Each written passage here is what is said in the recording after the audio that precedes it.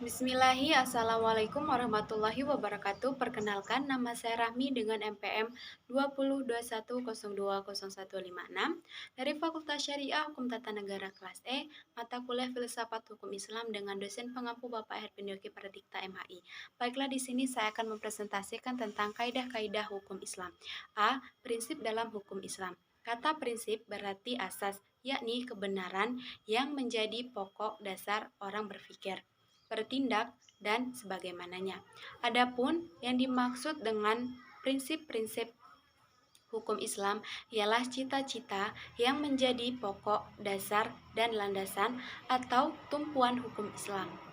Adapun prinsip-prinsip dalam hukum Islam itu antara lain, yang pertama meniadakan kesempitan dan kesukaran. Contoh, orang yang sedang berpergian sakit dan dalam keadaan hamil atau menyusui boleh tidak berpuasa.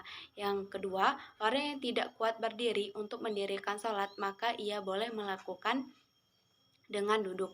Kedua, sedikit pembebanan prinsip ini mengisyaratkan bahwa pembebanan syariat atas manusia memang ada.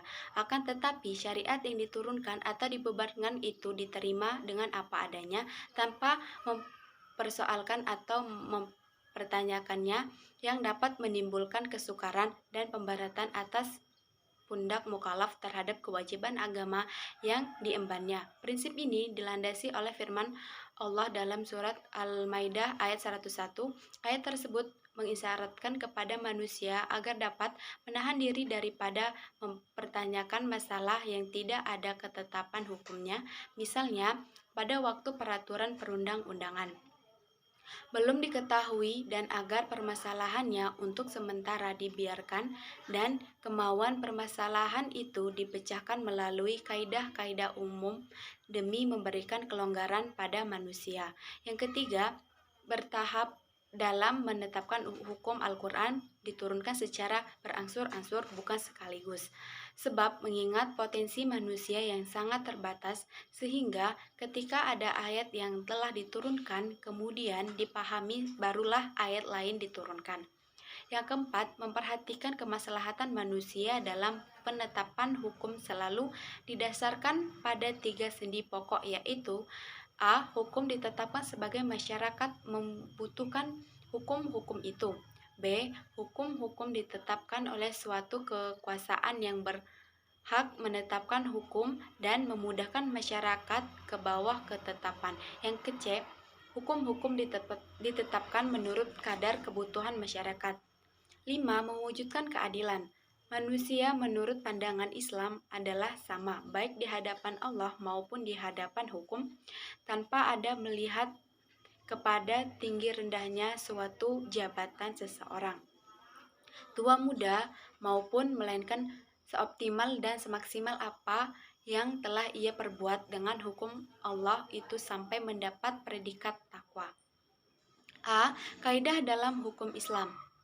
Kata kaidah secara etimologi berarti asas. Adapun menurut As-Suyuti dalam kitab Al-Asbah wa An-Syahir bahwa kaidah adalah hukum yang bersifat kuli atau menyeluruh atau general law yang meliputi semua bagian. Macam-macam kaidah hukum Islam, yaitu yang pertama, kaidah asasiyah, segala sesuatu atau perbuatan tergantung pada tujuan. Adapun kebiasaan itu dapat ditetapkan sebagai hukum.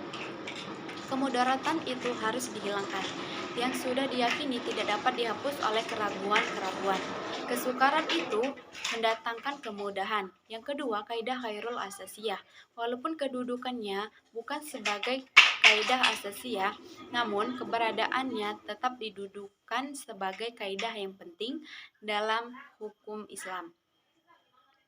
Karena para fuqaha sepakat akan kehujahan kaidah ini. Adapun kaidah-kaidah khairu asasiyah ini ada banyak 40 kaidah yang dapat kita ketahui dalam kitab Al-Ashibah wa An-Nazhair karangan Imam Jalaluddin Abdurrahman bin Abi Bakar Al-Asyuti. Kemudian ditambah lagi dengan 68 kaidah yang terdapat dalam kitab Al-Majalatul Ahkamil Adiyah yang telah disempurnakan oleh Mustafa Ahmad Az-Zarqo.